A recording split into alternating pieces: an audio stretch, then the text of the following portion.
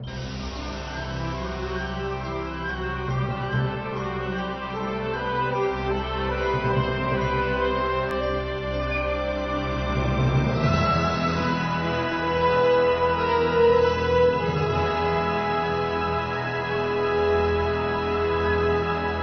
disebut sebagai pahlawan wanita paling tragis dalam sejarah. Di bawah penganiayaan pahlawan wanita yang kedua. Di musim dingin yang membekukan, harus menginjak bara api yang menyala. Direndam dalam ramuan. Menderita halusinasi yang mengerikan karena efek sampingnya. Dia ditikam oleh sahabatnya di belakang dan ditampar di wajahnya. Kau tahu kau hanya seorang budak, bukan? Bahkan orang yang dia jatuh cintai juga dirampok. Di istana bagian dalam, saljunya dingin. Seorang gadis istana dengan kemeja berkabung tipis. Dia menari di jalan yang pasti akan dilewati yang mulia. Tujuan utamanya adalah untuk mendapatkan bantuan kaisar. Meskipun sangat sulit, itu sangat menyedihkan. Keesokan harinya, tubuhnya udah menjadi beku. Dilempar dari jembatan oleh Mami. Tubuhnya pecah. Adegan yang begitu kejam. Memberi semua orang pelajaran. Wanita kecil Chen Xiang juga takut dengan pemandangan itu. Chen Xiang masuk ke istana dari umur 13 tahun. Sejak kecil, dia sudah dekat dengan teman wanita istananya Liu Li. Dan Kasim kecil. Waktu perlahan berlalu. Chen Xiang telah berada di istana selama 7 tahun. Jauh di dalam istana. Tapi itu tidak bisa menghentikan mekarnya cinta remaja. Suatu hari, Liu Li tahu. Malam ini pangeran yang 9 akan lewat sini. Tapi malam ini, Liu Li harus bekerja shift malam di ruang belajar. Karena dia ingin memiliki kesempatan untuk bertemu dengannya. Jadi dia harus memohon agar Chen Xiang bertugas di malam hari atas namanya. Karena tidak ingin orang lain mengetahuinya. Dia juga memberi Chen Xiang sapu tangan untuk menutupi wajahnya. Karena dia ingin melangkah ke awan. Dapat dikatakan bahwa Liu Li membuat langkah yang berisiko. Dia mengambil seember air dan melemparkannya ke badan pageran. Pameran. Bajunya udah basah semua. Tolong biarkan saya bantu melepas pakaian basah. Biar gak masuk angin. Suaranya manis seperti gula, bagus. Pageran 9 awalnya sedikit marah. Tapi ketika dia melihat gadis kecil yang lucu, sangat mengerti ini. Jadi menemukan cara. Bahkan berjanji untuk menerima Liu Li ke kamar. Dan orang yang menggantikan Liu Li pada tugas malam adalah Chen Xiang. Karena mengejar kupu-kupu, saya tidak sengaja tersesat di harem yang ditinggalkan. Temui orang impiannya. Ibu dari pemeran ini ketika dia masih hidup memiliki atribut yang sama dengan Chen Xiang. Saat menari, itu akan menarik banyak kupu-kupu. Tapi juga karena keajaiban ini. Jadi dia kemudian diidentifikasi sebagai dukun dan dieksekusi. Pageran karena mengingat ibunya. Jadi kesini untuk menangkap kupu-kupu. Chen Xiang tidak tahu di mana mendapatkan sebotol lebah madu. Menarik banyak kupu-kupu untuk datang dan mendarat di tanah membentuk-bentuk kata. Yao Zhang, pageran sangat bersemangat. Jadi dia jatuh cinta dengan wanita istana Chen Xiang. Ketika dia baru saja ingin melihat wajah Chen Xiang. Gadis itu segera kabur. Hanya menyisakan sapu tangan yang dia gunakan untuk menutupi wajahnya. Besok, Liu Li menemukan pageran 9. Tapi dia ubah tidak merasa ingin lagi dan tidak melihat ke arah Liu Li. Tentu saja, mulut seorang pria penuh dengan penuh kebohongan. Ketika Liu Li sangat patah hati berjalan menyusuri lorong. Lalu dengarkan bisikan para gadis istana. Chen Xiang, yang menggantikannya yang bertugas tadi malam. Menarik perhatian pageran 13. Memegang sapu tangan mencari di mana-mana di istana. Keinginan akan kekayaan, Liu Li menyusun rencana jahat. Dia bilang dia adalah Chen Xiang. Jadi menikah dengan pageran ke-13. Liu Li tahu dia tidak bisa berdebat dengan Chen Xiang, jadi dia menggunakan rencana penghinaan. Untuk merayu Chen Xiang. Pada saat yang sama, dia berjanji untuk membiarkan Chen Xiang menjadi pelayan di sampingnya. Pergi bersamanya ke tempat pameran. Ketika kamu melihat orang yang kamu cintai bertanya tentang sahabatnya. Hati Chen Xiang sangat sedih. Dan Liu Li, satu langkah ke awan, dari burung kecil menjadi phoenix. Menjadi orang-orang di atas. Pageran ini juga sangat gila. Dia ingin tahu hobi Liu Li. Tapi tidak tanya langsung. Sebaliknya, cari Chen Xiang untuk mengundangnya sarapan. Coba menunggang kuda. Bahkan meminta Chen Xiang untuk mengajari cara mencintai. Motko nuong moi buok fau tui biet yeuda bitap tam aka lemco. Pikiran pusing, sadar tapi merasa seperti mabuk. Dan pada saat yang sama, mereka berdua menghabiskan waktu bersama untuk bermain. Dan Liu Li juga tidak nyatai. Saat malam Liu Li lagi mandi, Pangeran 9 udah masuk ke dalam.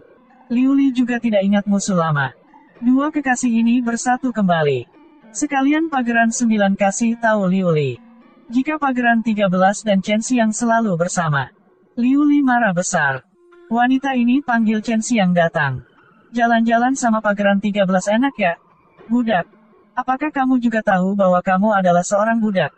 Dia juga memanfaatkan kehidupan Kasim kecil. Untuk mengancam Chen Xiang agar tidak berinteraksi dengan Pangeran 13 lagi. Hari itu, Liu Li lagi penzinaan sama Pangeran 9. Tepat pada saat Chen Xiang membuka pintu dan masuk. Melihat suasananya tidak enak, ditambah ekspresi panik Liu Li.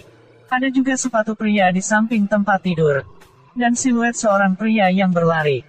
Chen Xiang mengerti segalanya. Liu Li diam-diam memiliki cinta dengan orang lain di belakang Pangeran 13. Karena Liu Li ingin menutup mulut Chen Xiang. Liu Li mencoba semua tindakan.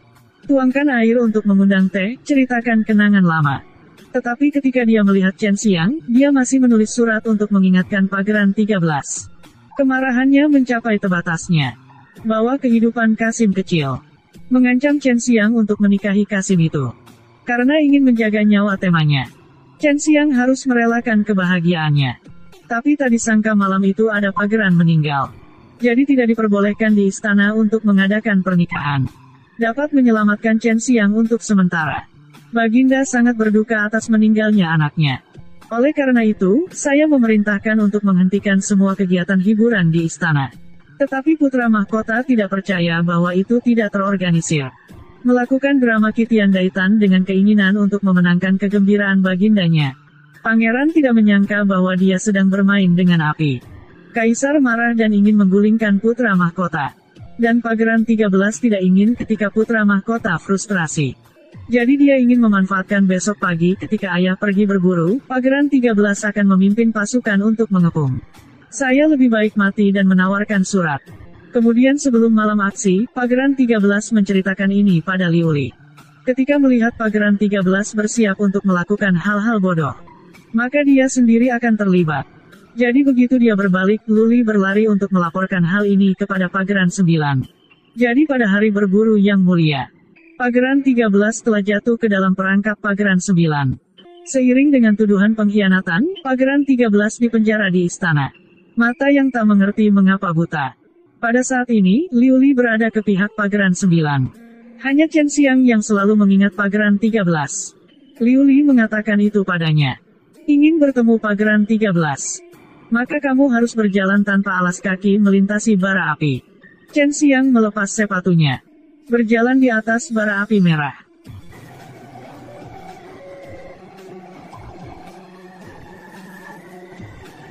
Akhirnya, Chen Xiang mencapai keinginannya untuk bertemu dengan Pangeran 13. Tapi Pangeran 13 tidak hanya buta, tetapi kuping juga bermasalah. Pangeran 13 salah mengenali Chen Xiang sebagai Liu Li.